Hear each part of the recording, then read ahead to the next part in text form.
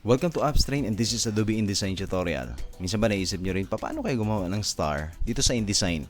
Given yung mga tools natin wala namang star tool.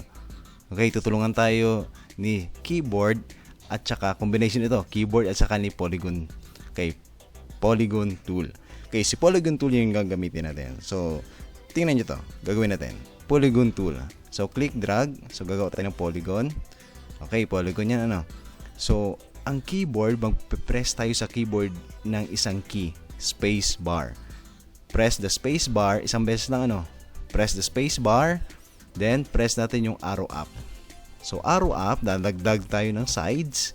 Okay, ilang sides ang star? 5. So 5. Okay, ito ay 1, 2, 3, 4, 5. Yan. Okay, then arrow right para maglagay tayo ng inset. Arrow right, lagay tayo ng inset. Ayan, habang pinipress natin yung arrow right, okay, nagdadagdag siya ng lalim ano dun sa inset niya, yung value. Okay, arrow left naman, nagbabawas. Tandaan lang natin, space bar. Okay, ang ginagawa ko, naka-hold ako sa mouse, ano, huwag yung bibitawan yung mouse.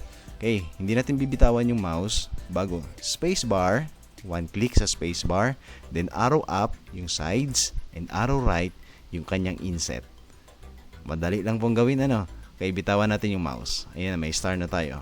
Ano mangyayari kapag hindi natin pinress yung spacebar? Ganito mangyayari pag hindi natin pinress yung spacebar. Polygon tool. Okay, kuha tayo ng star. Pag hindi natin pinress yung spacebar, tapos nag-arrow up tayo. Subukan natin, arrow up. Nagdadagdag siya vertical. Okay? Then arrow right, nagdadagdag siya horizontal. Ganun ano, ganun yung mangyayari, kaya i-press natin yung spacebar. Okay, pag pinress natin yung spacebar, makokontrol natin yung sides, then yung kanyang inset. Okay, thank you for watching. Sana nakatulong po sa inyo yung ating tutorial. And please subscribe, like, and share ano, para dun pa sa iba nating mga InDesign tutorial. Marami pong salamat.